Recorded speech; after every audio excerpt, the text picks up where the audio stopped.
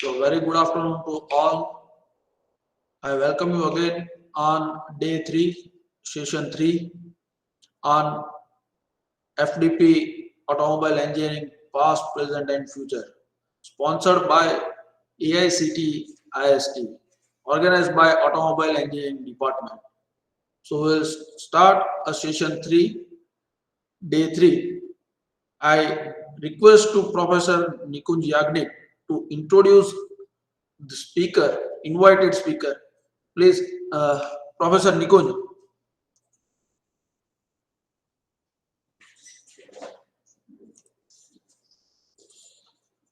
Good afternoon, everyone. Respected head of department,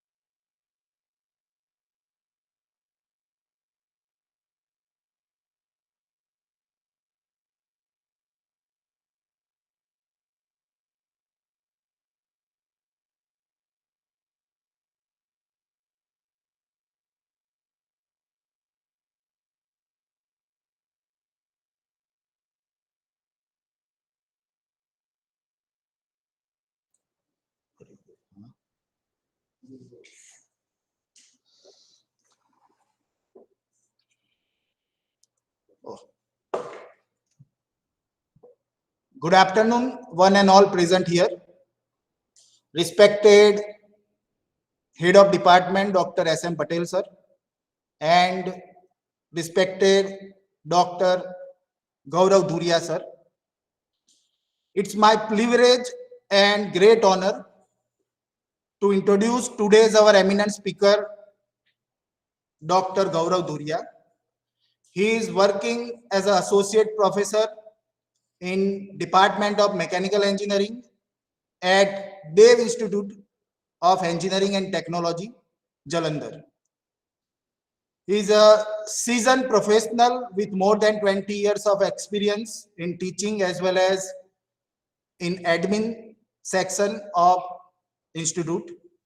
He is a clean planner and implemented, having developed operational policies and systems and motivational schemes for upliftment of standards of technical education.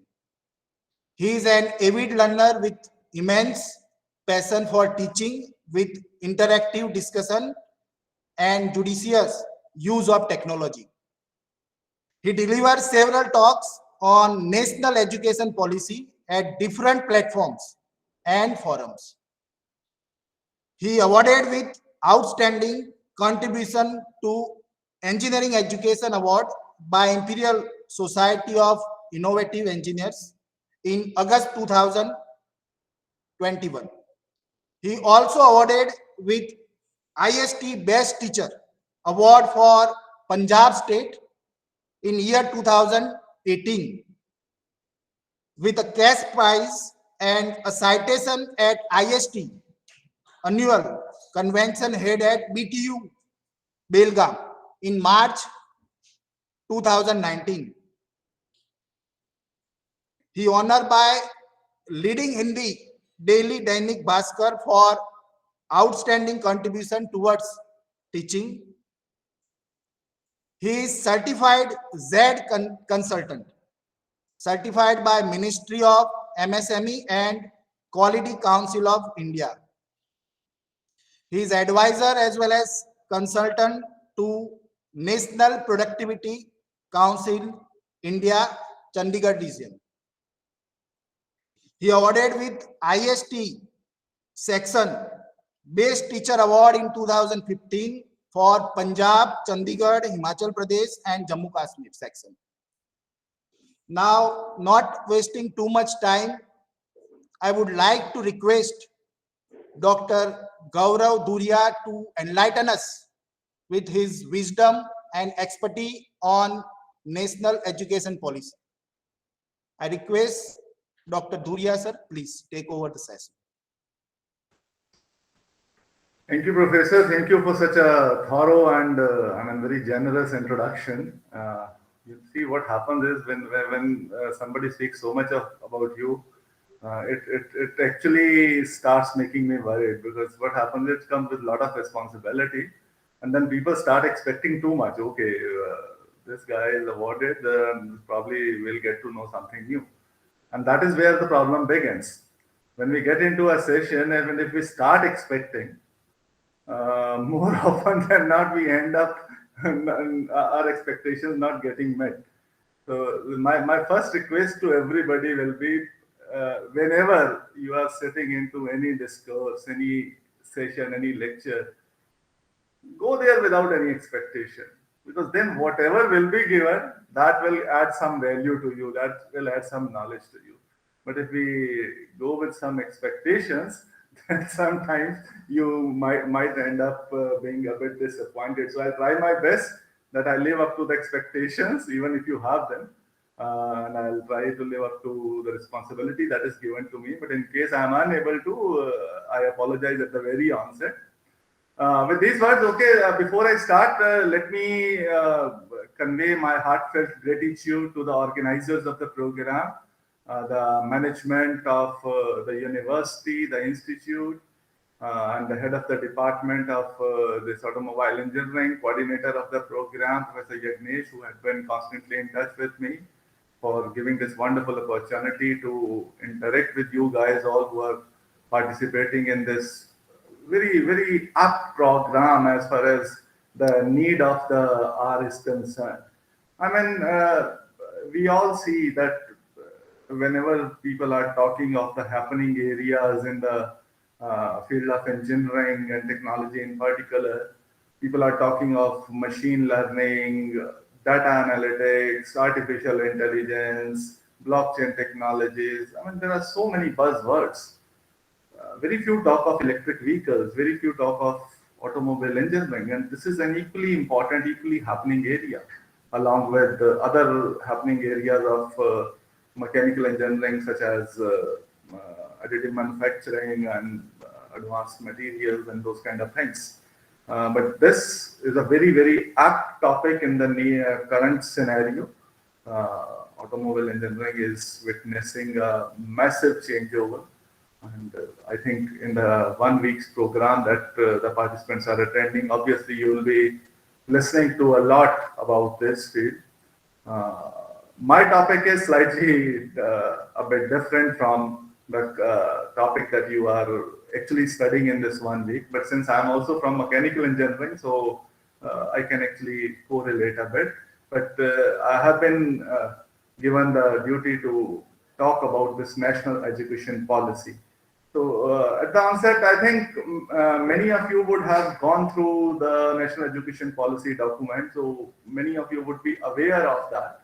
But still, some of you might not be aware of that. So that is what the purpose of keeping this session in such programs is, that all the faculty members across the country, they must be well aware of the NEP document and the NEP provisions, the NEP constituent principles, so that ultimately it is up to the faculty members, all of us, I am also one of you, ultimately, as far as the implementation part is concerned, once the guidelines come from the appropriate authorities and appropriate regulatory bodies, ultimately it is up to us to implement them in letter and spirit.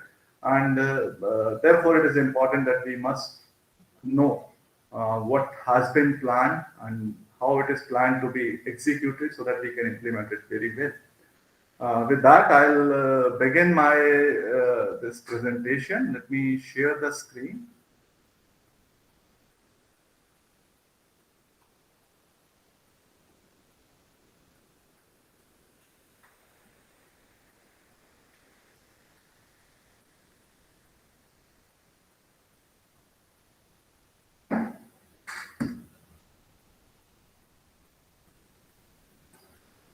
Just need a word of confirmation. Can you see the slide? Yes, sir. National Education Policy. And Agenda. now? Agenda. Okay, so slides are moving as well. That is good. Right? So that is what I have thought of discussing today. I will be talking of NEP, some of its features. So the features are enormous. I will not be discuss all of them, but certainly we'll go through some of them in detail and some of them in very brief. And then research, innovation, and teacher participation. That is something I feel is very important in any faculty development program to be discussed, because this directly links with the faculty members. And when I say faculty members, something is directly linked with them. Being a faculty member comes with a lot of responsibility. I am again reminding, I am also one of you. I am also one of the faculty members. So this position comes with a lot of responsibility, because they say, Guru bin gyan na hot hai, Guru bin disha ajan, Guru bin indriye na sadhe, Guru bin bade na shan.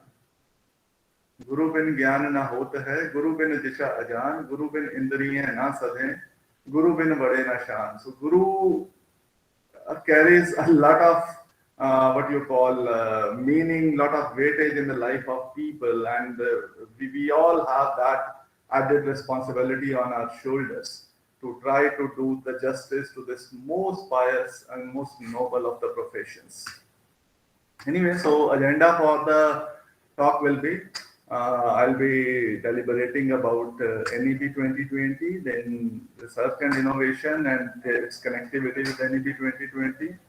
What lies here in NEP for teachers, the opportunity, challenges, and of course, there is a lot of empowerment as well. Then AICTE has given up so many initiatives, has given us so many initiatives in implementation of NEP. So I'll deliberate some of those initiatives, and then some success stories. That is what is my plan for next hour and a half. I hope I'll able to cover all that. Let's see. This is how the evolution of education policy has taken place. The previous education policy, which was there in 1986, it was later modified in 1992, and then based upon the Subramaniam Committee report and then the Surirangan Committee report, what we have in front of us in 2020 is the new national education policy. So much of being talked about, so much of being said about, because this is one policy which has been formulated by people who actually matter to the education. It has not just come from some boardrooms, some offices. It has not been like that. There has been participations of lakhs and crores of people into formulation of this policy over a period of 4.5 years. Then what we have got, the document in our hands. In fact, if you look at the Indian education system, it is one of the oldest in the world. Takshila, Nalanda, everybody knows about them, the universities, and those are not the only two, there were several others, and these universities, they existed for several hundreds of years, some 800 or 900 years, they were in existence, imparting the best of the education across disciplines, not just to Indians, but also the people from other countries. So India had a very organized, a very well-formed education system in its roots. Even if you go further back, era of Mahabharata, there used to be Gurukuls, Dronacharyas, Kripacharyas, and then earlier on also, even prior to that, there used to be Gurukuls who used to train the people, who used to educate the people in a holistic manner, in a manner which led to the overall development of the students, their disciples. That education system, which was our heritage, which was something we are proud of, that has somewhere down the line it disappeared, or it get a little on the backstage. And this policy tries to bring the Indian ethos back into the picture. There is going to be a blend of traditional and modern education. when the East India Company was here and British were ruling the country in 1835, there was a policy which was rolled out by the Britishers, and somehow it revamped the existing education scenario. And our own Rashtrapita ji, Mahatma Gandhi ji, while speaking at Royal Institute of International Affairs in year 1931, when he delivered the famous Chatham House address, he said that I say without fear of being challenged. That he said that I say this without fear of being challenged successfully about my figures, that today India is more illiterate than it was 50 or 100 years ago. So in 1931, he is making this statement that today India is more illiterate than 50 or 100 years ago. Obviously, he was referring to the changes that were brought about into the education system. Because the British administrators, when they came to India, instead of taking hold of things as they were, they began to root them out. They scratched the soil and left the root like that, and ultimately the beautiful tree perished. This is what he said. And though the statement was later on challenged by some, but then again it was proved that he has actually said very rightly. So this policy is an effort towards amalgamation of the traditional part with blend of what is required in the modern world also. The policy starts with a very important line. This is that education is fundamental for achieving full human potential, developing an equitable and just society, and promoting national development. Education is not something which is only to make you employable, only to make you earn your livelihood. No, it is not like that. It is fundamental for achieving full human potential. Whatever a person is capable of, you have to ensure that he is able to achieve that. Develop an equitable and just society, no inequalities, everybody is equal. And then promoting national development, all towards the growth of the nation. In fact, one step further, as Vasudev Kutumbakam, we are talking of the entire world as a single entity. India will have the highest population of young people in the world. In fact, 66% of the Indian population is in the working age group of 15 to 59. And if this population is channelized properly, if the appropriate skill, appropriate education is imparted, absolutely no reason why we can't be the global superpower as far as education and knowledge is concerned. We all understand, you are also a technical institute, and we all understand there is a massive need for a skilled workforce. In fact, whenever we talk to industry, one common complaint you can say, or one common message that we always get is the graduates are not employable. So employability is the something I'm not too worried about, because we have to not just talk of employability, we have to also talk of entrepreneurship, we also talk of startups, we have to talk of employment generation also, not just employability. But okay, that is one criteria which is measured commonly by one and all. So one area which people, it has been felt, is that they lack the skill. So there is a need for a skilled workforce, particularly involving mathematics, computer science, and data science, in conjunction with multidisciplinary abilities across the sciences, social sciences, and humanities. And this will be in a greater demand. And this new education policy, you must have heard of the buzzwords: multidisciplinary, transdisciplinary, interdisciplinary.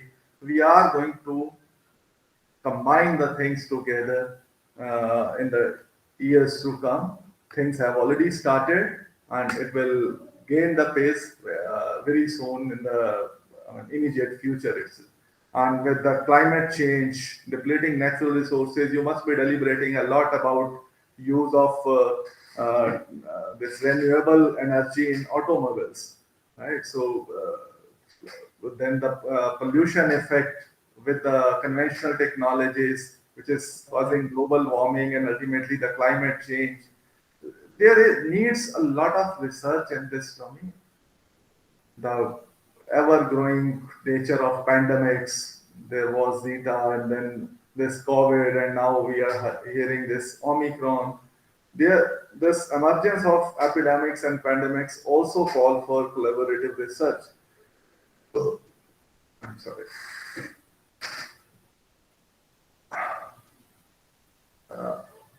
Now, the focus in school education in particular so far has been on, marks. If you ask a parent, he will say, I'm delighted, my child has secured 98%, 99% marks.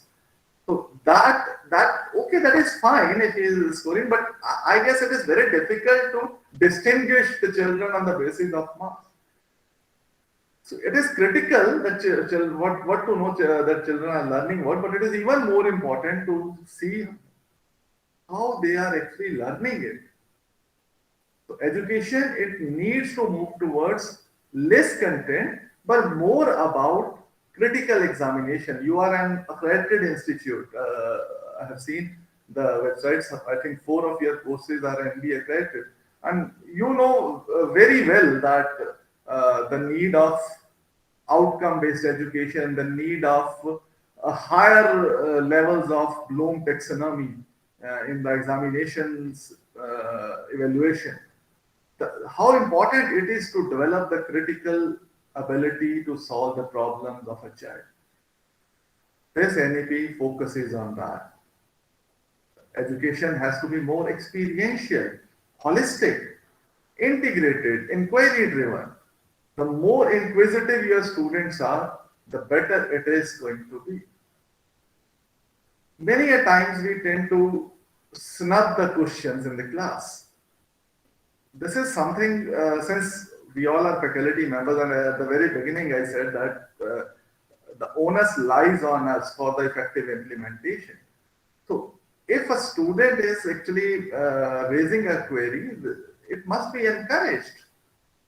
And in fact, we have to we have to deliver the education in a manner that it should be inquiry driven. It should make students free to ask the questions. Then learner-oriented, discussion-based. I'll be talking a lot about this. I'm sorry, the initial few slides I have to show some contents because these are the important highlights of this NEP. But later on, we will be moving more into discussion mode. So this education policy, it lays adequate emphasis on foundational capacities as well as the higher order cognitive capacities, such as critical thinking and problem solving. In addition, it also focuses on social, ethical, and emotional capacities. Development of these attributes, these traits of a child. These are the fundamental principles of this NEP. I'll quickly go through most of them. Recognizing, identifying, and fostering the unique capability of each student. I'll definitely spend some time on this point. Each student, my dear, each student is a very unique in himself.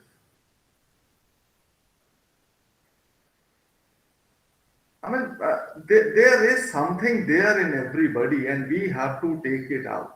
I'll tell you a small story over here. I think it will relate to this point very well.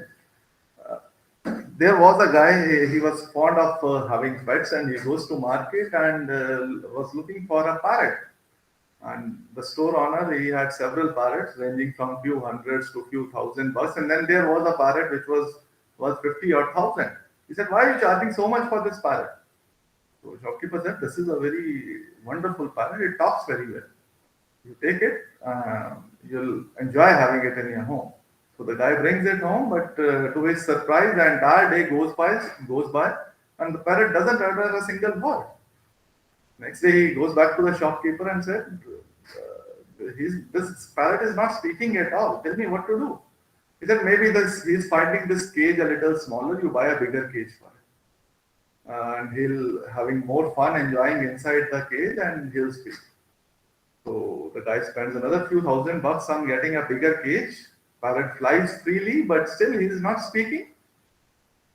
Again, the man gets annoyed, goes back to the shopkeeper. He says, "Parrot is not speaking. You have made me spend 50,000 on the parrot and another 5,000 on the cage. And what is this?" He said, "Maybe your parrot is not having enough fun in the cage.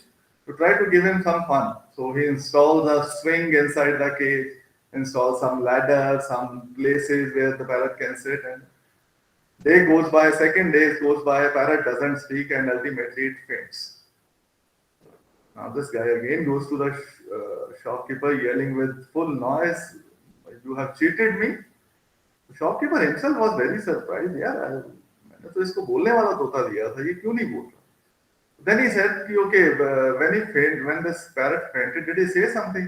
He said, "Yeah, before fainting, he said a couple of words, 'Give me some food,' and then it fainted." What was the problem actually? Problem is the guy was giving him anything and everything, but not what he wanted. Something similar is happening in our institutes also. We are not looking at what the guy is interested in. We are not looking at what the student is interested in. And we are feeding whatever we have with us. Right? I mean, if you look at that Mahabharata system, when there used to be, a Shishya used to go to Gurukul, the Guru used to analyze the student first. What are his strengths? What are his weaknesses? What is he good at? Is he agile? Is he bulky? Or what kind he is? Accordingly, he would decide a course of activities for him. In addition to the entire education, the language, the probably science, math, or whatever it used to be, then the Shastra Vidya, the horse riding, whatever was planned, it was planned based on the SWOT analysis of the student. Then somebody was given the gada, somebody was given the bow and arrow, and they mastered in that art. Who didn't master? Arjuna was master at his Shastra. Bhim was master of his gada. So likewise, everybody was good at what he was doing because they chose what suited them. So that unique capability of each student has to be recognized, identified, and then fostered. Then another aspect of this NEP is according the highest priority to achieving foundational literacy and numeracy by all students by grade 3. The school education framework, which was earlier starting at the age of 6 with 10+2 system, it is going to be revamped into 5+3+3+4 starting at the age of 3 only.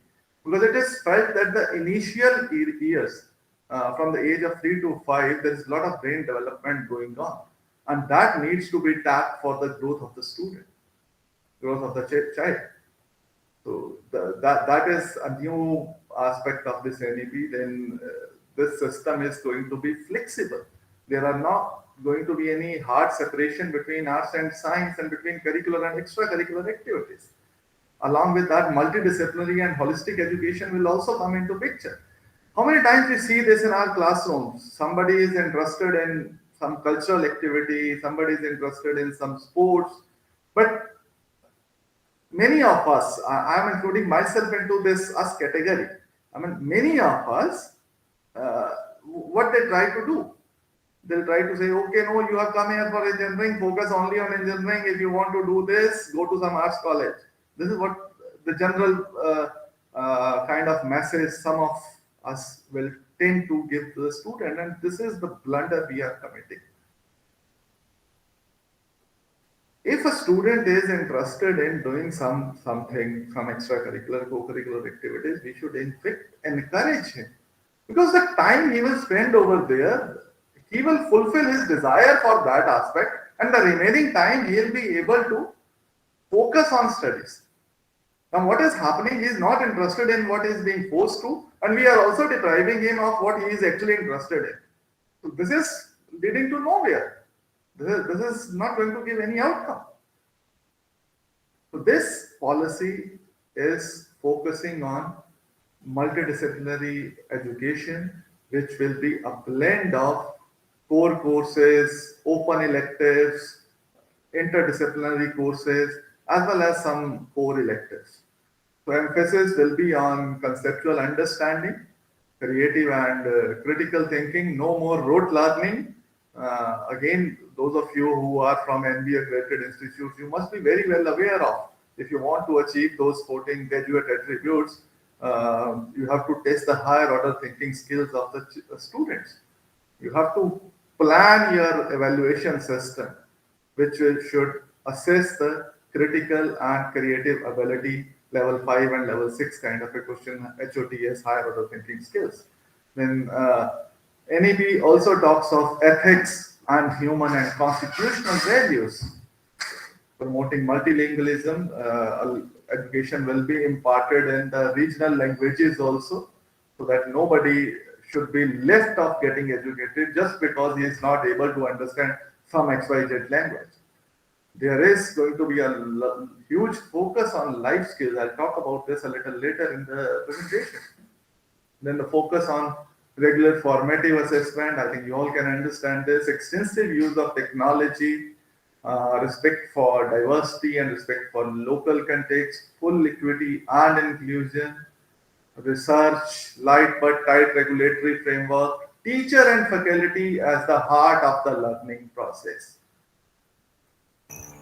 Teacher and faculty as the heart of learning process. So we all are there in this policy, right? Then research and ultimately the continuously review. So this is the vision of NEP 2020. Access, equity, affordability, accountability and quality for all, leading to a holistic and futuristic education. I request you all to please read the last few lines. I know this is the most boring part when a presenter asks you to read the lines, but I want you to read the lines because we should know what we are aiming at. We are aiming at developing good, thoughtful, well-rounded and creative individuals by enabling them to develop their character, ethical and constitutional values, intellectual curiosity, scientific temper, creativity and spirit of service, good human beings and global citizens. This is what we want our students to be. Thus creating global best education system rooted in Indian ethos and aligned with the principles as said above, thereby transforming India into a global knowledge superpower. And we will become that if we implement effectively what is being tried out. So this is the proposed change in the school education. From 10+2, we'll be now having a foundational part of 5 years, then another 3 years the preparatory part, 3 to 5. So within the foundational part, the basic numeracy skills should be there. Then the middle part 6 to 8 and secondary education from class 9 to 12 at the age of 14 to 18. Teachers will shift to competency-based teaching, learning and assessment. No more the rote learning, no more the marks thing. We will be assessing on competency-based, critical and creative aspects. Student progress will be comprehensively and thoroughly reviewed. Teachers to encourage 21st century skills in the classroom, learning skill, life skill, literacy skills. You see, yesterday, one of my colleagues who used to be with me here and he moved to Canada some 7-8 years back. He was here yesterday, first time after since he went from this place. And he was telling me that his children are studying in the schools over there. His son is in 6th standard, and he was telling me that he is being taught basic skills such as carpentry, such as food cooking, among others, in his school, because they feel that this is very important to develop the overall intellect of your students, of your children. So life skills form a very important part of education. Likewise, the learning skills, collaboration, communication, critical thinking, and creativity, they are very important. When you talk of creativity, every individual has something in his mind. As a teacher, we need to give them the free hand. We need to give them that uh, much required impetus to pursue that creative aspect. You see, what will happen? Uh, in any situation, there could be only three possible options. If a guy comes with a, say, proposal, there could be three things. One thing could be the right thing, which is obviously the best thing. The second thing is the wrong thing, which is next to best thing. And the third thing, which is actually the worst thing, is do nothing.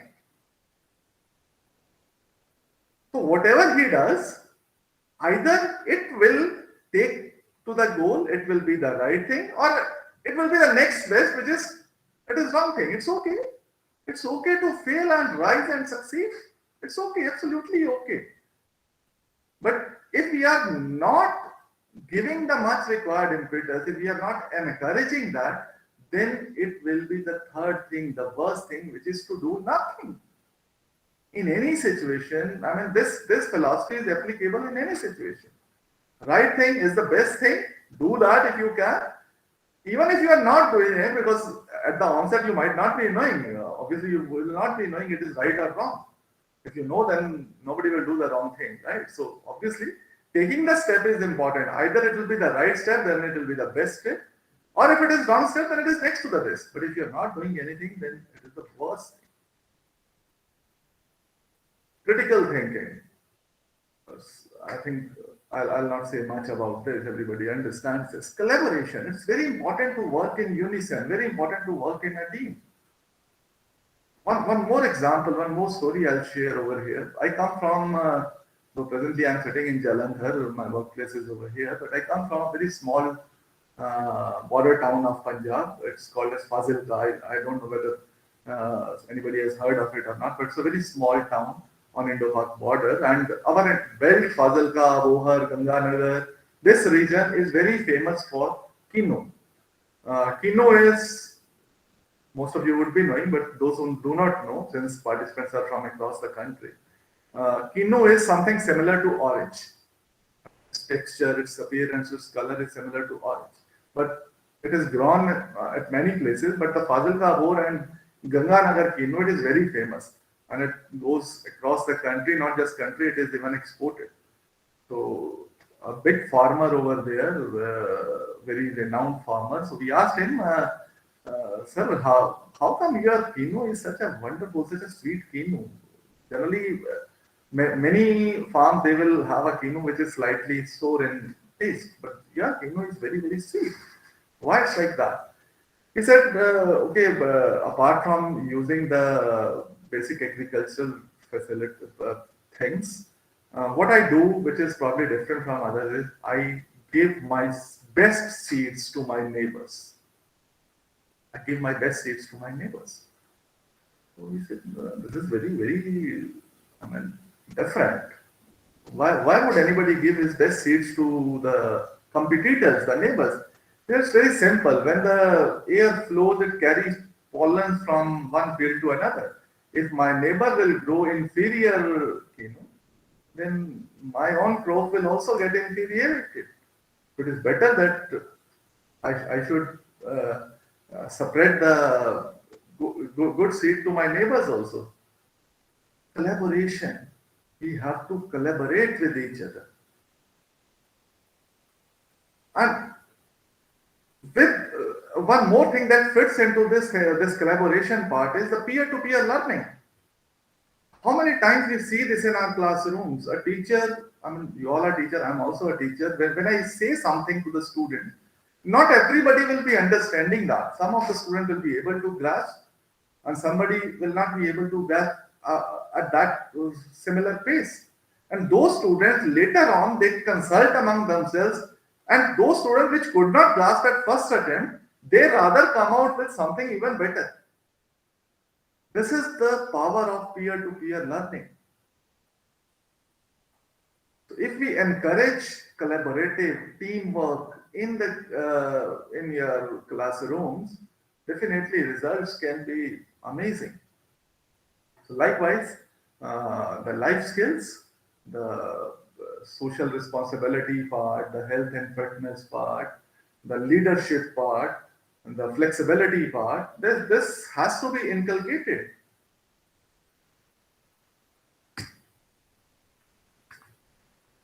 Transforming assessments and ranking student will not be any 10+2 kind of a system where students were evaluated only at the end of grade 10 and 12. Now there will be a continuous evaluation. A National Assessment Center called Parak will be set up. Evaluation will be in grade 3 and 5 and 8 as well, in addition to what it was earlier.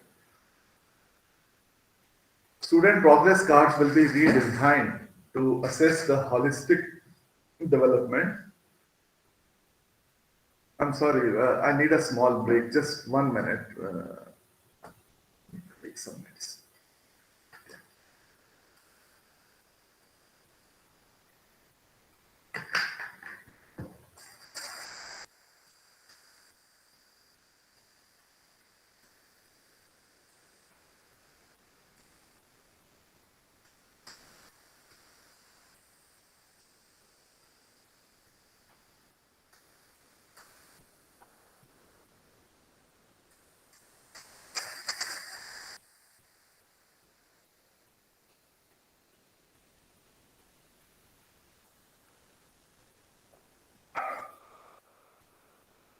Okay, thank you.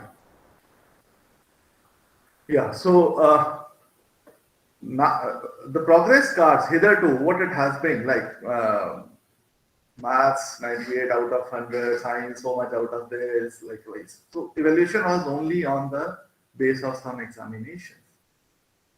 But now this progress card will also be changed. The evaluation will be across several domains.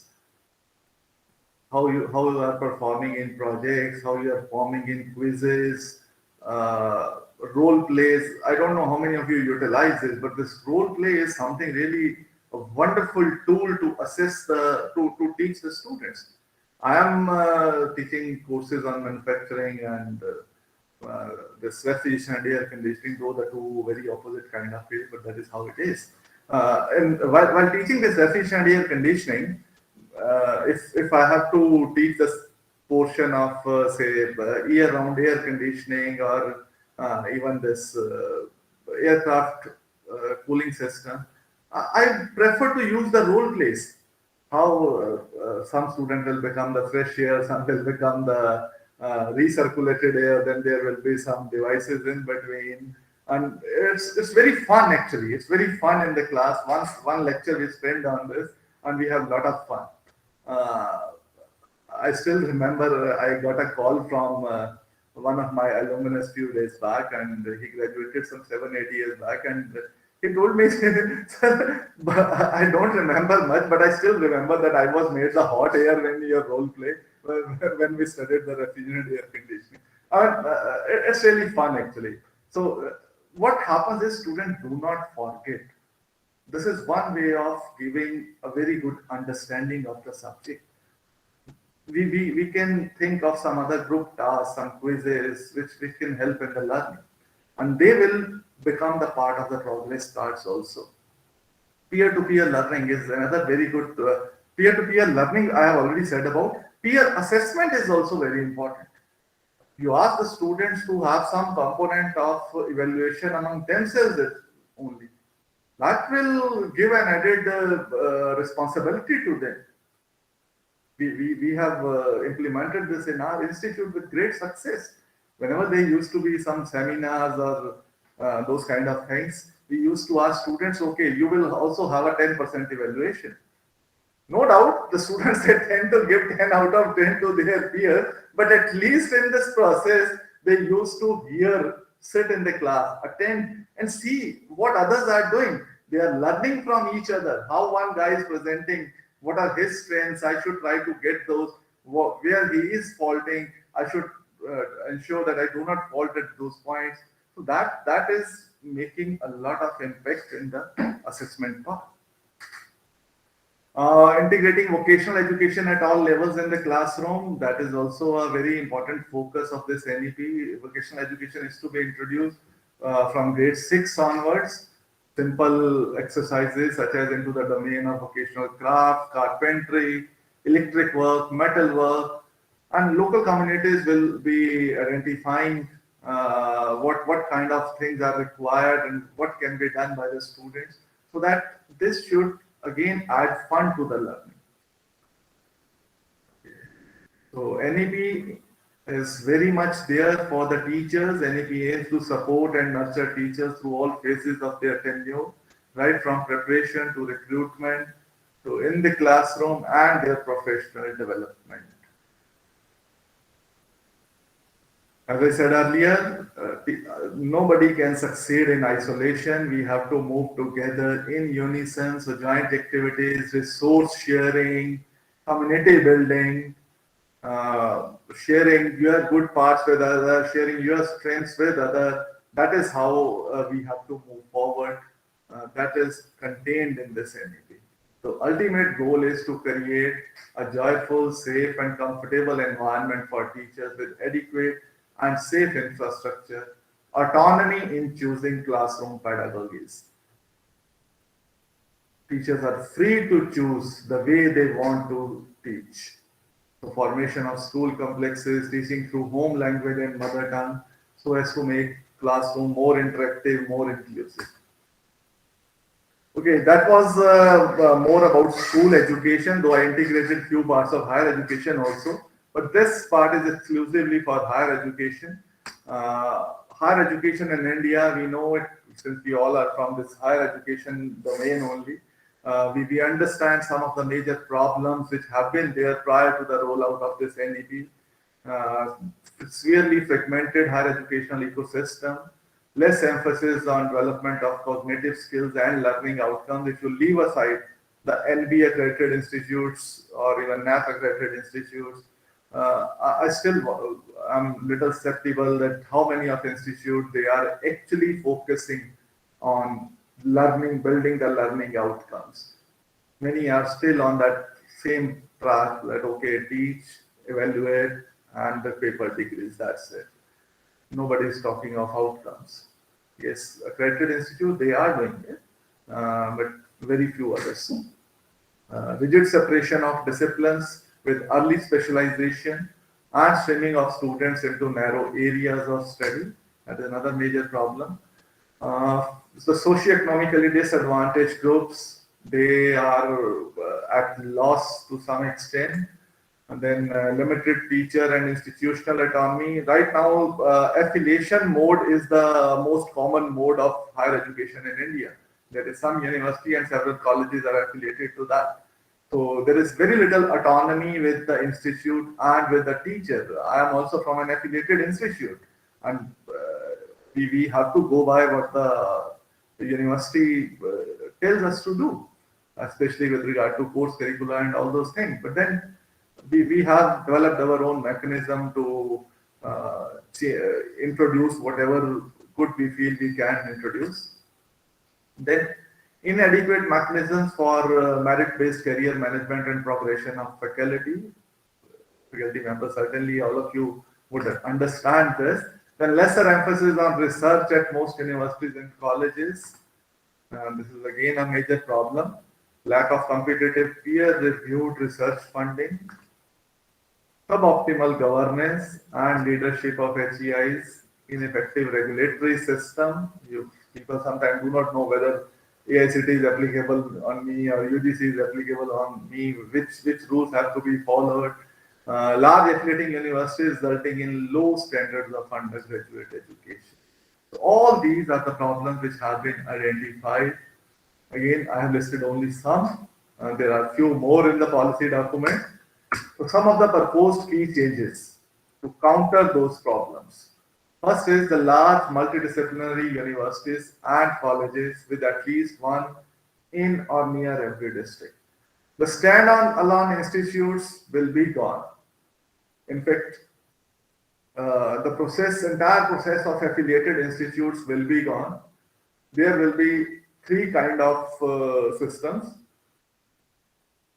The research intensive universities, the MERUs. Then the second will be the teaching intensive universities, and third will be the degree awarding colleges. So all the colleges, all the universities, they will be the empowered one, they will be the autonomous ones, they will be running the show. The process of affiliation will be gone. So somebody asked that what will happen then to the private players? I mean, government colleges probably they will collaborate among themselves to make some university. If there is a big group of educational institutes, probably they will also group together. But what will happen to small players with single college or small college? Again, the collaboration is the key over here. As I said, the example of that Kino growth, you have to come together. You can collaborate among yourselves and get converted into a big university or a big degree awarding college.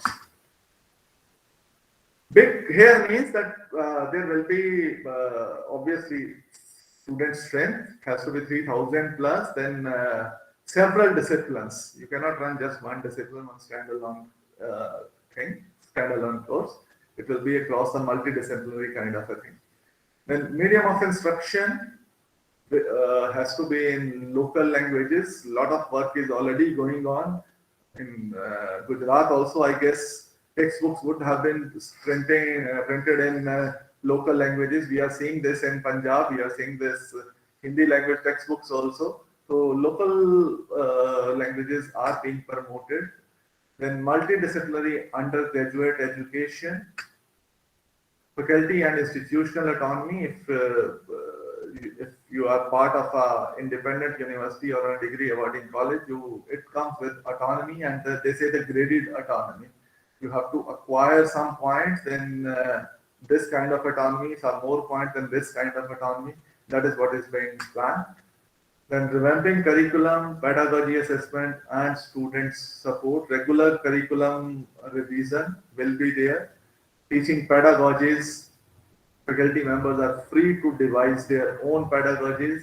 They will be assessed, they will be evaluated, and changes required if they can be incorporated. Then merit appointments and career progression based on the teaching, research, and service. Creation of National Research Foundation. In my title of the talk, I highlighted the word research, so I'll be speaking a bit about this. That's why this is in bold over here. And governance of HEIs by highly qualified independent boards, having academic and administrative autonomy, a light but tight regulation. Our AICTE is adopting this very well. They are the regulators as well as they are the facilitators. So, employing a light but tight regulation. So increase access and equity and inclusion through a range of measures, including greater opportunity for outstanding public education. So with these changes, this is how things will be looking like. More students will be enrolled in higher education. We aim to take the gross enrollment ratio to 50% in next 15 years. Presently, it stands at around 26-27%.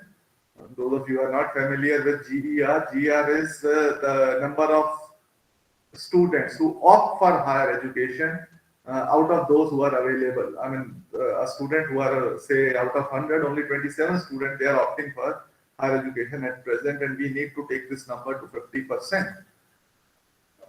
Emphasis on choice of students by bringing in flexibility. If a student wants to study music along with, say, mechanical engineering, this facility has to be there. If a student wants to study, say, history with civil engineering, I think he should be allowed. In fact, we have to create such combinations also which can be of interest to students as well as which can be of demand by the society. One such example could be the combination of IT and some judiciary part. Cyber security experts are in great demand these days.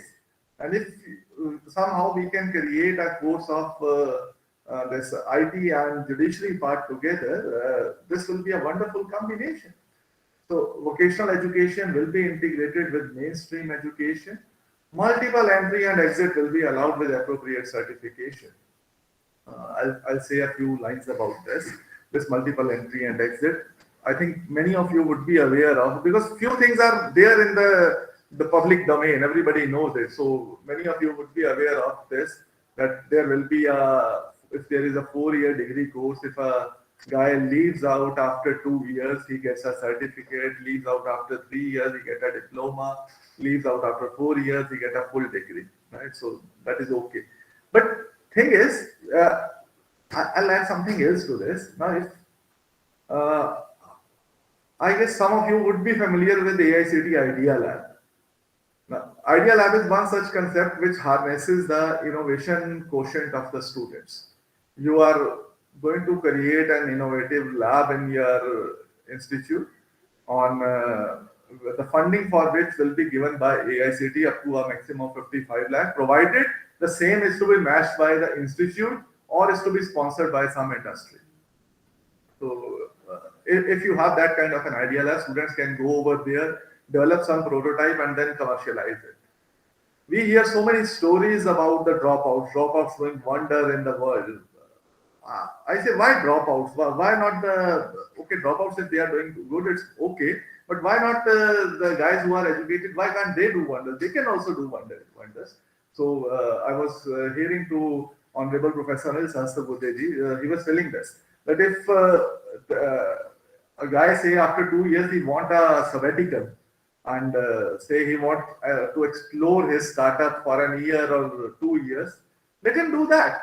Let him go out after 2 years with the diploma, have a sabbatical, work on his project, and if he feels like he's doing well, let him take the business and be the job creator. Otherwise, he can come back anytime and pursue his remaining part of the degree. In any case, the credits will be stored in the academic bank.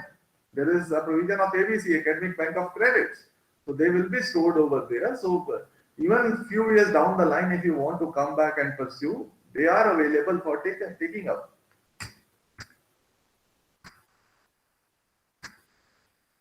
Growth of large multidisciplinary institutions, as I said earlier, there will be either research-intensive universities or teaching-intensive universities or autonomous degree colleges. So there will be some mechanism to provide the graded economy. There will be a single overarching umbrella body, the Higher Education Commission of India, for entire higher education except medical and law. Medical and law has not been included into this. There are professional bodies already there for them. So right now they are not the part of this, but apart from that, everything else will be under this umbrella. Research is at the heart of the NEP because it is strongly believed that research is the way forward.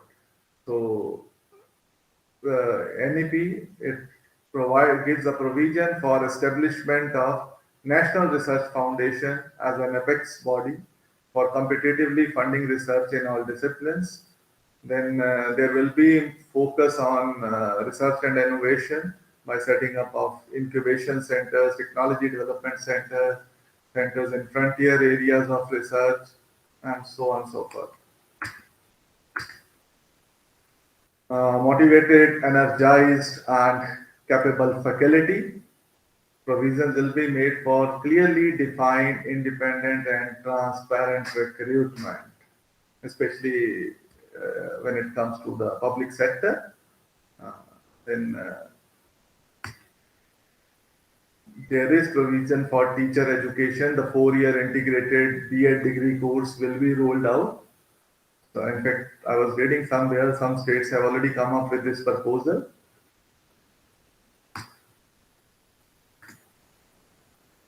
Mentoring mission. There will be a national mission for mentoring for the teachers, hired or senior faculty members from the reputed institutes Financial support will be available for students belonging to SCDG, socioeconomically disadvantaged groups. Open and distance learning is going to play a major part, especially when it comes to increasing the GER. If we aim to increase GER to 50%, it's very difficult to bring all the students directly to the campuses. So open and distance learning is going to help us meet those numbers. Online courses, MOOCs, which will carry the credits, and these credits will be transferred to the academic bank of students' credits. This is one provision which is there in this NEP. We all have seen during past 2 years almost now how a big savior online and digital education has been for all of us. In fact, even today, if we are interacting, it is largely because of this online education. Otherwise, nobody would have approached me to have a talk in a session at Gujarat. I mean, there are constraints, right? So while sitting over here, we are able to have the talks from last time I conducted one program, and we invited people from USA, Singapore, UAE, so many places. Right? So this is possible because of this. And there was a time when we were feeling that, okay, schools are shut, colleges are shut, I don't know what will happen to education. But this technology has helped us in enormous way. We have been able to get very little loss. Though loss is there, I'm not saying it's not there, but it is not to that what you call level which we had expected at the beginning. Technology in education, our National Education Technology Forum will be there, which will be used to enhance learning, assessment, planning, and administration of the education through technology. Internationalization of education.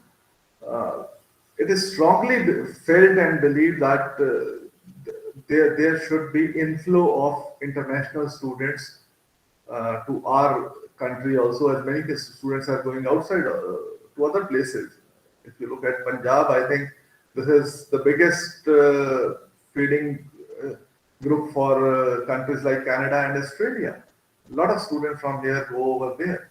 So NEP focuses on internationalization of education. Every university will have a international student center over there. Students will be welcome from across the globe. The top universities from the world will be invited to open up their centers in India. Likewise, the top Indian universities will also open the offshore campuses for foreign students over there. So it is a collaborative move. Okay. Now, before I move to the next part of my session, I would like to quote some statements by our Honorable Prime Minister Shri Narendra Modi ji. He said that we must establish an expanded research ecosystem. Friends, our strength in research and development are built on the backbone of our national labs, central universities. However, over 95% of our students, they go to state universities and colleges where research is still limited. A strong research ecosystem must be developed in these universities and colleges, and I call upon the NRF Science, Technology and Innovation Council to discuss these issues in detail and formulate an action plan in consultation with MHRD, which is now Ministry of Education, to boost research in our colleges and state universities. Similar words were echoed by Honorable President of the country, Shri Ramnath Kovind ji. Research is being encouraged in national and higher educational institutions. To further strengthen this effort, it is proposed to establish a national research foundation. This proposed foundation will work as a bridge between different departments of the central government, science laboratory, higher education institution, and industrial institution. So thus, with the visionaries at the helm of the affairs, we are having this wonderful policy at our disposal, and the NITI, as the Honorable Prime Minister said, the NITI is wonderful, it is there now, the implementation part has to be taken care of. So this brought us to the National Research Foundation, NRF. Before I go to that, I will quickly, you all are faculty members and you know what the research is, but I'll quickly go through these 2-3 slides. Research, what it is a creative and systematic work to enhance knowledge.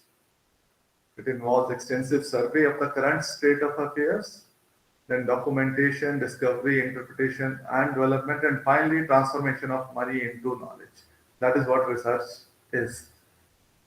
Likewise, there are two more terms, the invention and the innovation.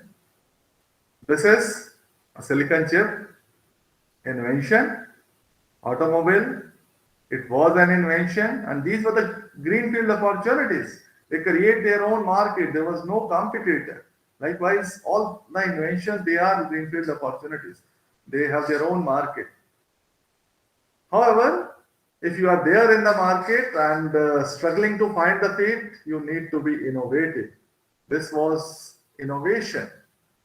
Uber, Ola, Airbnb does not have any property, but still into that kind of a hospitality business. This is innovation. The innovation is enter an existing market where direct and indirect competitors are already there.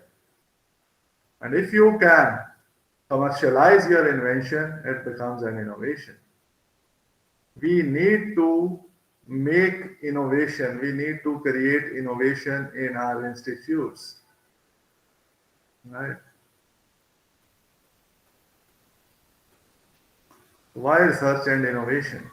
It's required for growth of a vibrant economy, to address and overcome the challenges of the world, and to tap the potential and energy of the vast talent pool of a country, and to impart the meaningful education.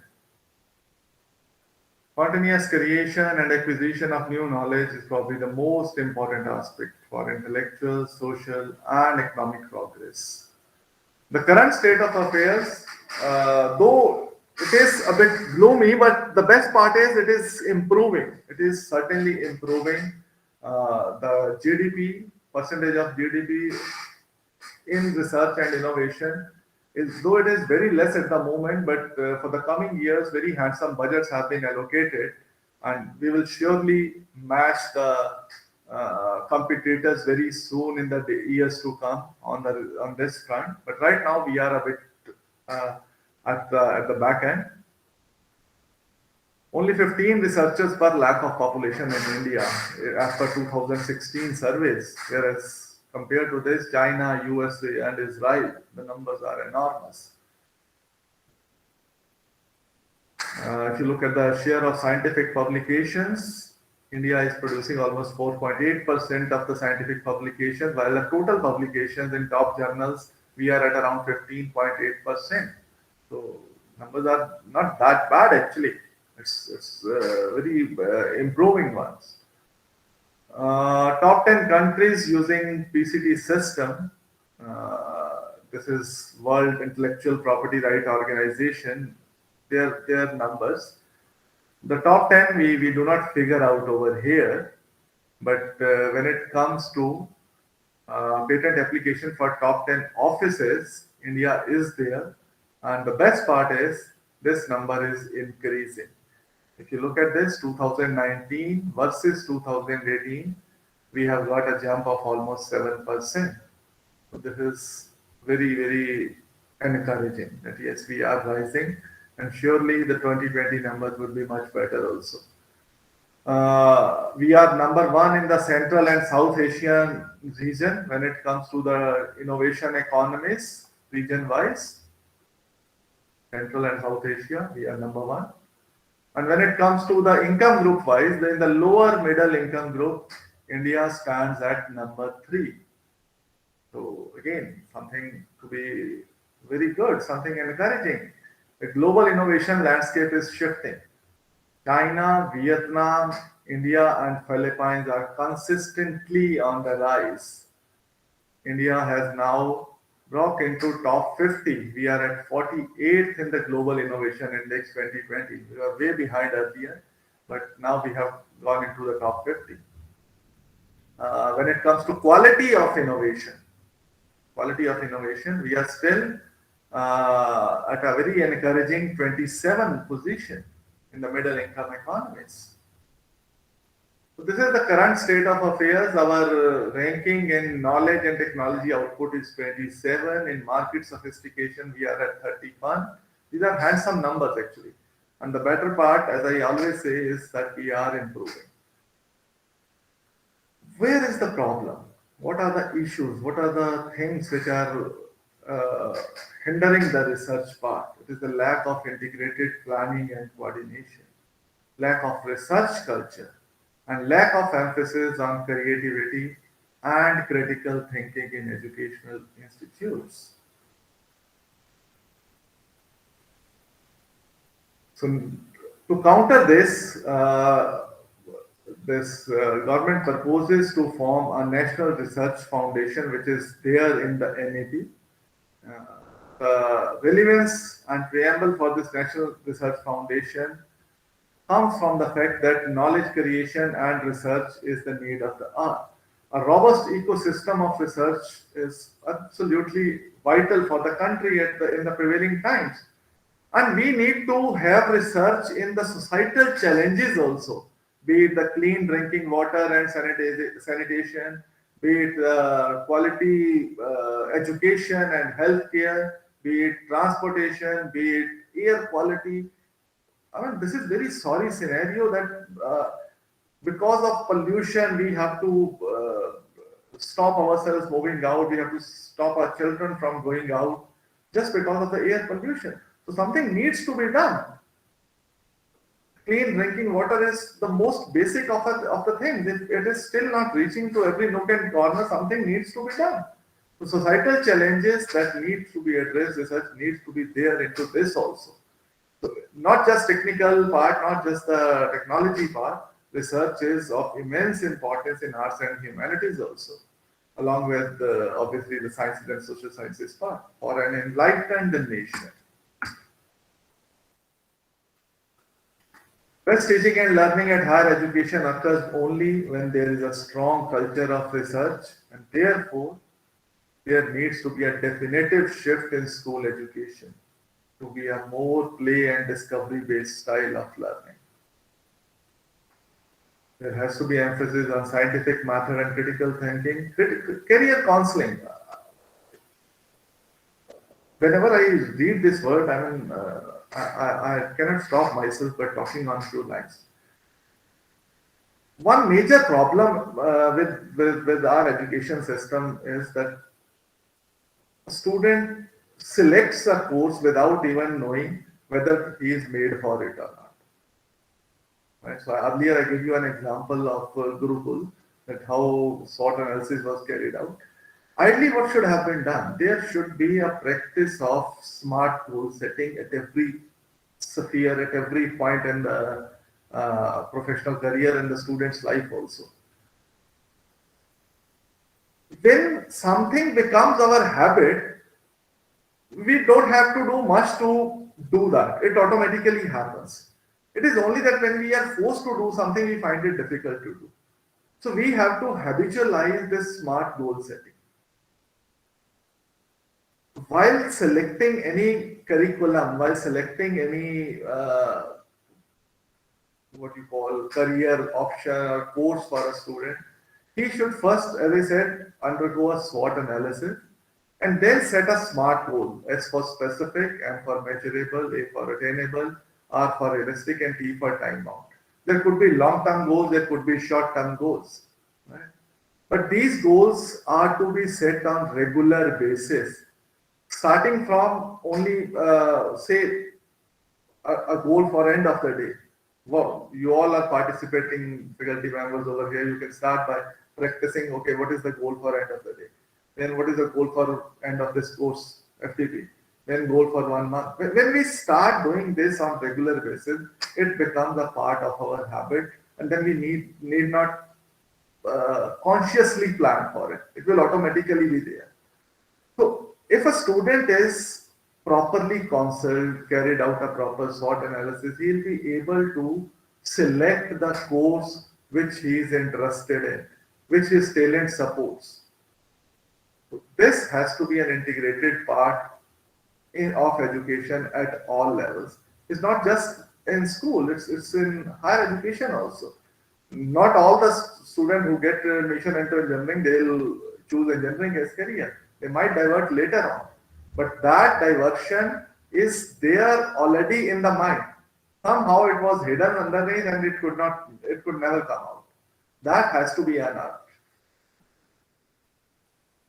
Promoting research in universities, inclusion of research and internship in undergraduate curriculum. I will talk about this a little later. Faculty can skip this. So these are the goals of this National Research Foundation to enable formation of culture of research, to create peer-reviewed research fundings. And so once this NRF is there, the activities are they'll be funding the peer-reviewed grant proposal across all disciplines, seed, grow, and facilitate research at academic institutions through mentoring, connect researchers to government and industry, and keep them updated about prevalent national research issues. When we are dealing with a live problem, when we know that there is a problem and we need to find a solution, the fun of doing the research is enormous. You all will agree with me on this. However, when we are doing something with very little relevance to the society, you might be doing the research, but you will not be enjoying it. So if you know what are the prevalent challenges, what are the prevalent research issues in the country, you will be able to channelize your research in a very fun-oriented and very lively manner. Okay. So there will be different directorates of NRF. I'm just speeding up a bit because of looking at the watch. I think we are nearing the time limit. So NRF directorates will be across the domains of natural sciences, mathematical sciences, engineering to agriculture and innovation. So proposals by single principal investigator, institutional proposal, multiple investigator proposal, all are welcome. Now, many institutes, they are sort of fighting a battle of survival, as they call it. So they say that we are looking for sustainability and you are talking of development. Because all this, it requires development. So I would only say this, that if you will develop, sustainability will never be an issue. So focus on development, sustainability will never be an issue. And for that, we need to have our efforts and aspirations inclined with each other. Whatever we aspire, we must put in the efforts also. Innovation starts in the colleges, innovation starts in the schools, innovation starts at home also. You just need to push the gentleman who is coming forward with some proposal. You just need to support, you just need to mentor. You need not discourage. You must not discourage. That is the only submission from my side.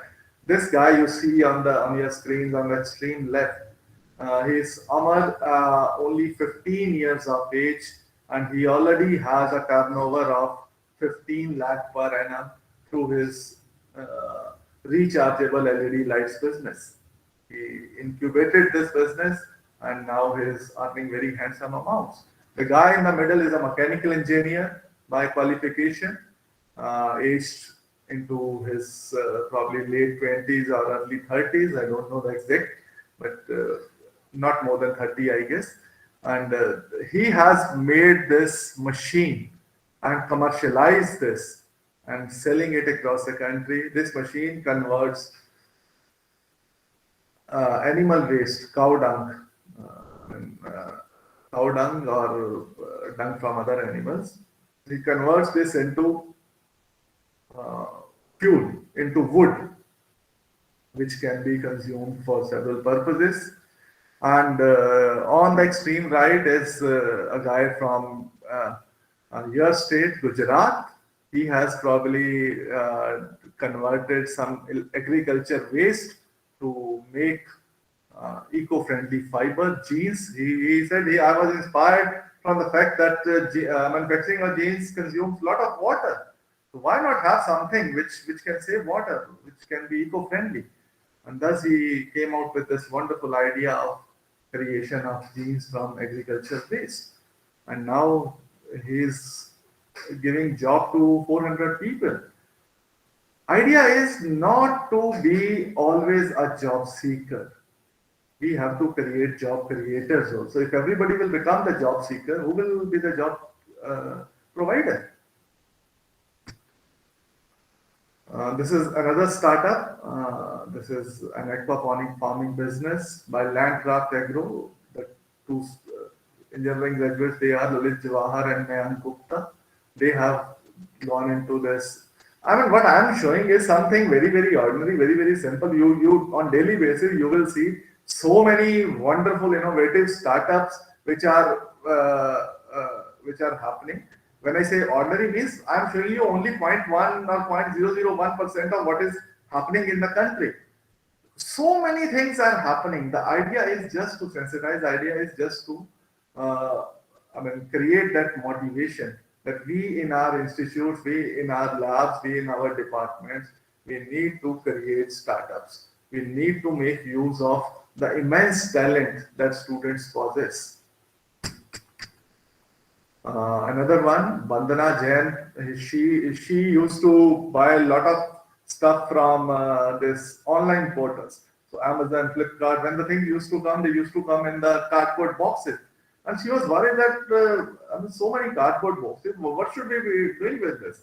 And then she came up with this idea that let us make some decorative, some creative products out of this. And here she is with the Lifafa brand. With the waste material utilization into handicrafts and decoratives. This you would have all seen, the famous Erika tree bike, totally ingeniously built by this gentleman to take out the coconuts. Who can identify this? You can please, if you can identify. Anybody? You can consider that as one quiz question for evening. Coordinator sir, whosoever answers, you can give him 1 mark for this, for the evening quiz. So who can identify this gentleman?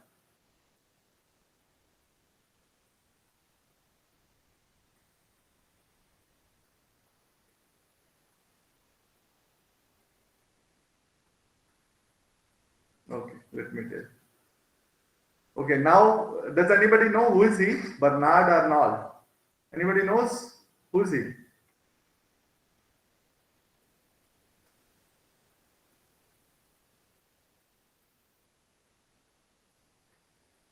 No, nobody.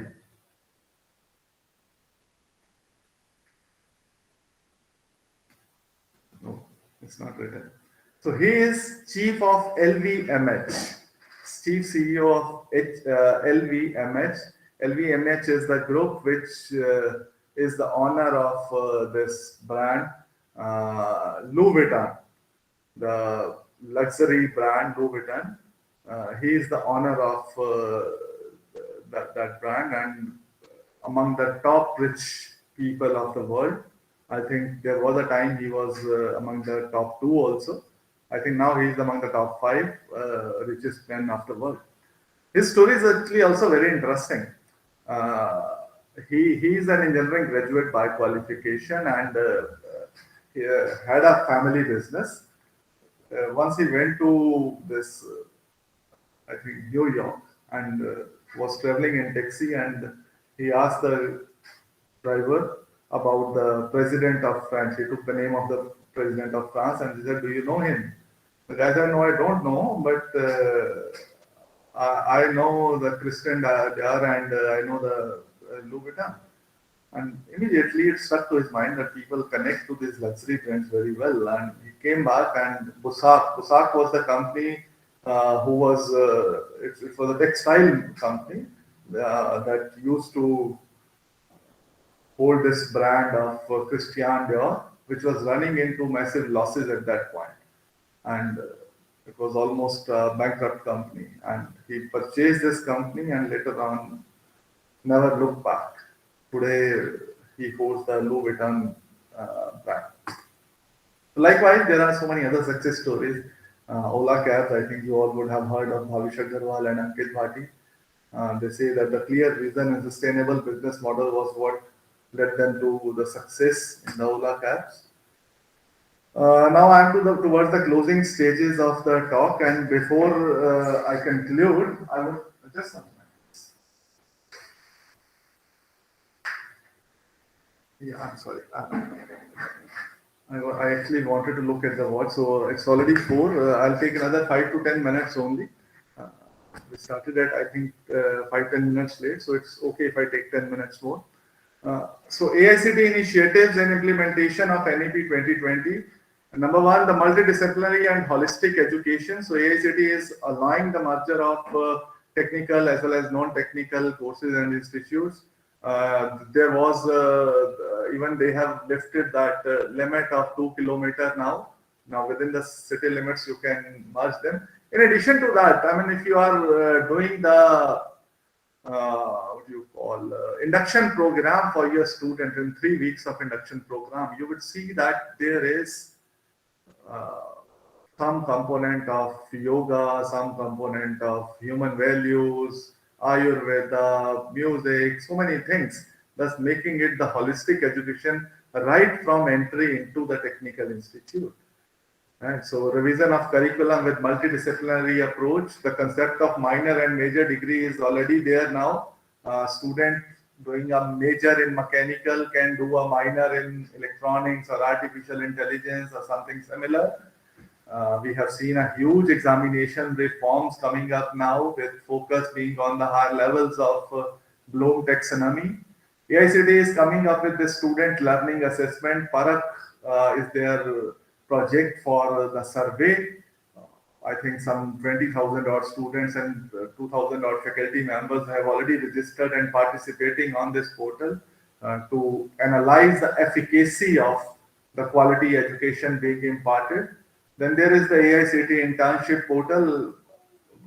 Those of you who are of my age group, you must be remembering how difficult it has been in our times to get an internship. Either you used to need a reference or you need to be living in the big town where you can get an internship from some company. So similar problems exist even now. Students find it very difficult to get appropriate internship. So this internship portal is connecting interns and the industry together. Interns find appropriate industry. Likewise, industry find appropriate interns for themselves. Equity and inclusion so that everybody can be made part of the education. So many scholarships are being run, Pragati scholarships, then UHVs, Universal Human Values. All of you must have taken one or more courses on UHVs. If not, you must take it. It's very important. Then the regional language textbooks, they are being framed and some have already been created. They will be there very soon. Idea Lab, I talked about this earlier also. Idea Lab is a prestigious project of AICTE. They are willing to provide a financial grant of 50 to 55 lakh, up to 55 lakh rupees, provided the same is to be matched by the host institute or preferably from the industry, where students can go and make their prototype and can convert those prototypes into the working models and then commercialize them. So that is another big initiative of AICTE towards promoting innovation and promoting entrepreneurship culture. Hackathons, Smart India Hackathon, Triathlon, Ideathon, Drug Discovery Hackathon was there. All these are giving ample platforms to the students to unearth their hidden talent, to move towards the innovation. Karma is another such initiative of AICTE. It is causal augmentation and restructuring mission of AICTE, wherein vocational education as well as skill-oriented education is being imparted in the institute itself. The existing students of the institute, they can take that education, as well as the outside students who have passed 10th or 10 plus 2, they can also avail this Karma facility. However, since these AICTE schemes are there, the entire details are available on the websites. please don't take my word in as such form. Because while reading, I might have made some mistakes. So for clarification, the authority will be the AICTE website only. Please take the exact word from there. Now, how we define the success for a student, that is very important for us. If as a teacher, I try to just have one thing in my mind that I want to make my student employable, for me, that could be a definition, but that is actually not, that might not be a right definition for the student. As an institute, we might be looking at, okay, how many placements are there to show for. But that might not be the exact way of defining success for the student. So success does not mean fitting into a given mold. Success could be something different also, because every individual is different. For someone, success could be A, for someone, success could be B, for someone, success could be C. We have to provide the education for the holistic development of the student, be he goes for employability, be he goes for employment generation, be he goes to explore his career in something minor which he chose later on. It's purely up to him. As long as he is happy at the end of the day doing what he is doing, I think that should be the success. I'll not cover this. We have run out of time, so I'll skip this. So these are some of the references of my talk. Okay, I'll skip this also. This was about my department. So to all the faculty members who are there, sometimes social media give you so many good things. So WhatsApp and Facebook, they give you some good messages. So I just love to keep some messages which I feel like they are very encouraging or they are very motivating.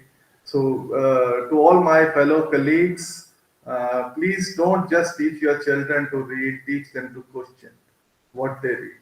Teach them to question everything. They say that please encourage the students to ask. One who asks may be a fool for 2 minutes, but one who does not ask, I hope you understand, remains fool forever. Because that thing which he did not ask on that day, he will never ask again, because somewhere down the line, some dilemma was there, some lack of confidence was there. So it is our duty as a teacher to give them the confidence to ask, confidence to be inquisitive. And as a teacher, I mean, it's not necessarily that we will be having answers all the time. I never say my student that I'll be able to answer anything there and then. I say you ask the questions, I'll try to answer it there and then. And in fact, 9 out of 10 times I'll be able to answer it. And if 2 or 3 times out of 10, even if I'm not able to answer, I don't feel any shame into it. I'll go back to my home, I'll consult my references, and I'll come back to you with an answer. Maybe in 2 days, 3 days, 1 week, it's absolutely okay. As long as you are asking and as long as I'm answering, it's absolutely okay. It is a problem if I don't take the question, then it is definitely a problem. In outstanding classrooms, teachers do more listening than talking, and students do more talking than listening. Unfortunately, I'm not walking the talk over here. They say the teachers must walk the talk. Guru, if I mean, I'll not use the word over here, but if I have to get something out of my student, I need to first be the example. I need to exemplify this, right? So I'm sorry, though I am saying this, but I have not done this in this particular class, largely because this was an online session and largely because I had to cover so many things. But ideally, a classroom should be more interactive. Students should be talking more. You people should have been speaking more. I should have been speaking less. So I apologize for not coming up to this particular slide, but this should be there in the classes. And to all of you, all my lovely colleagues, please, learning is their journey. I'm talking about the students. Learning is their journey. Let them navigate. Push them to explore. Watch them discover. Encourage them to question. Allow them to struggle. support their thinking, let them fly, and you will really love their flight. You will love their flight. Thank you for patient hearing. I know it's very difficult to hear for 95 to 100 minutes, but you have done that.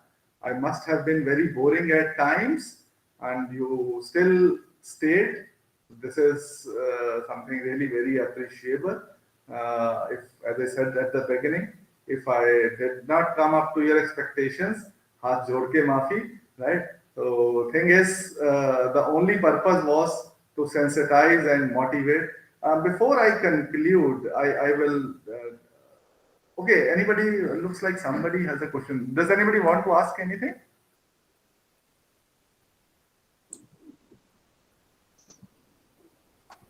Okay. Okay, if you don't have any question, understandable. I can. It's late in the evening, and you are listening since morning. It's never easy to listen so much. But I'll definitely close with one small story.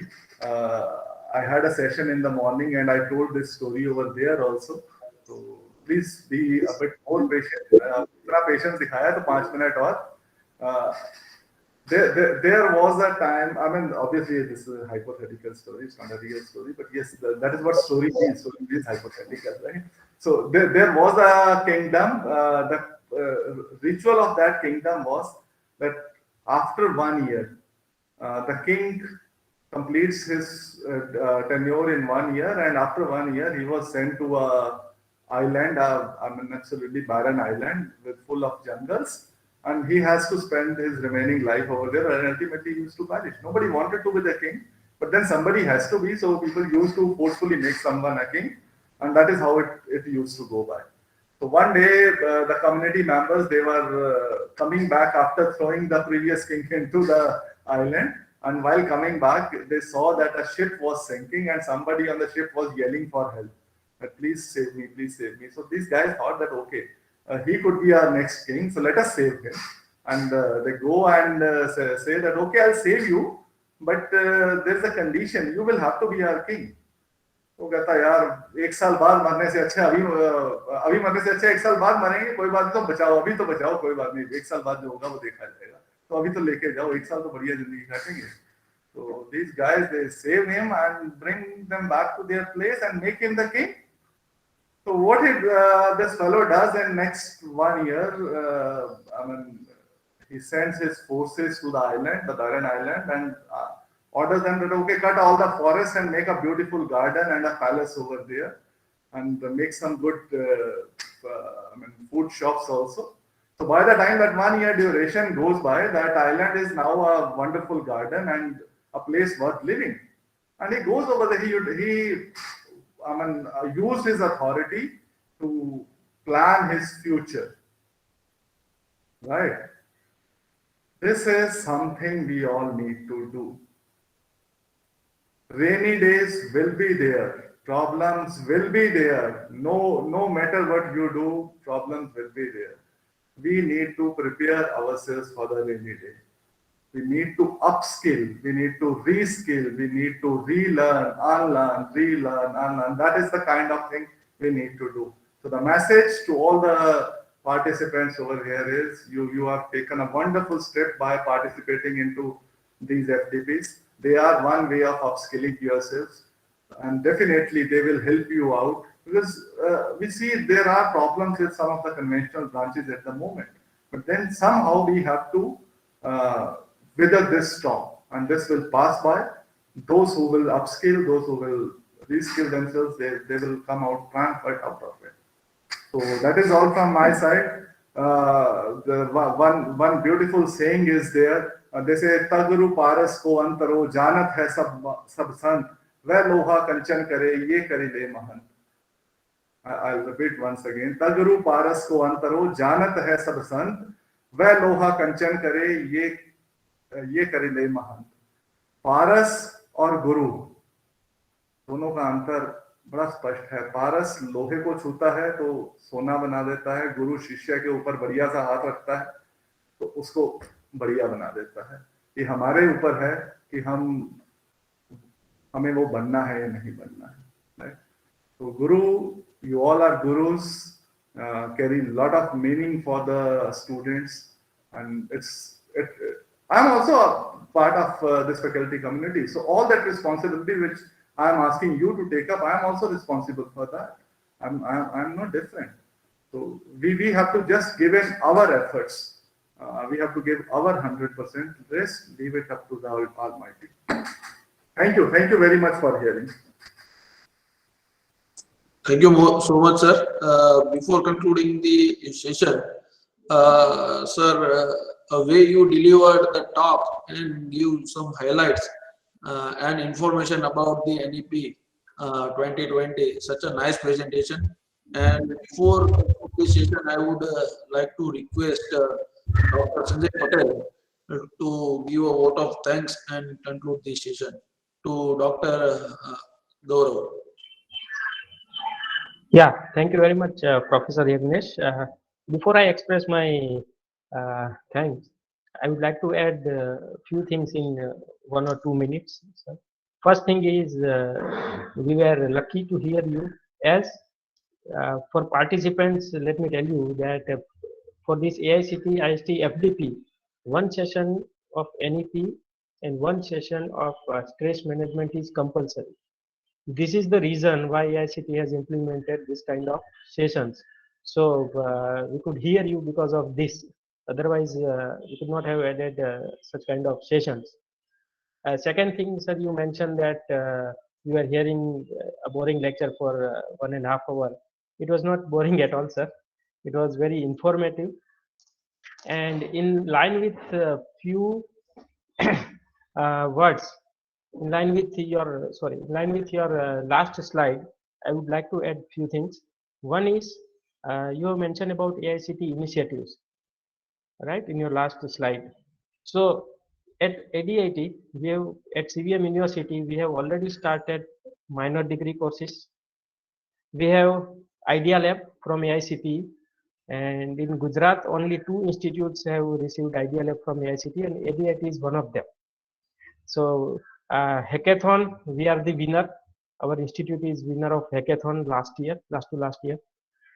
Toycathon, we have already organized Toycathon at our institute. I mean, we were host institute for on behalf of AICTE. And internships, we have started in our engineering courses, the final semester, 8th semester, full-time project and internships we have started. So these are few initiatives at ADIT and CVM University we have already taken. Based on NEP and AICTE initiatives. So with this note, on behalf of all the participants, on behalf of Automobile Engineering Department, ADIT and CVM University, sir, I would like to thank for delivering such a nice, informative and very helpful session on NEP. I hope all the participants must have got benefit of it, and in future also we'll be having interaction with you, sir, definitely. So again, thank you very much on behalf of all. Thank you, sir. Thank you very much. It was completely my honor. Thank you very much for having me over here. Thank you so much. Thank you, sir. Thank you all. Thank you so much, sir. Over to you, Yagnesh. Thank you, Sanjay, sir.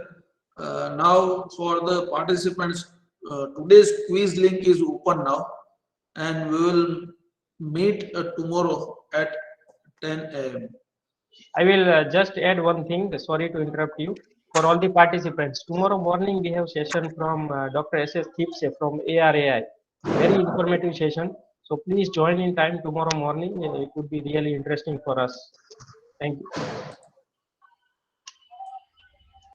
Okay, bye-bye. Have a great day.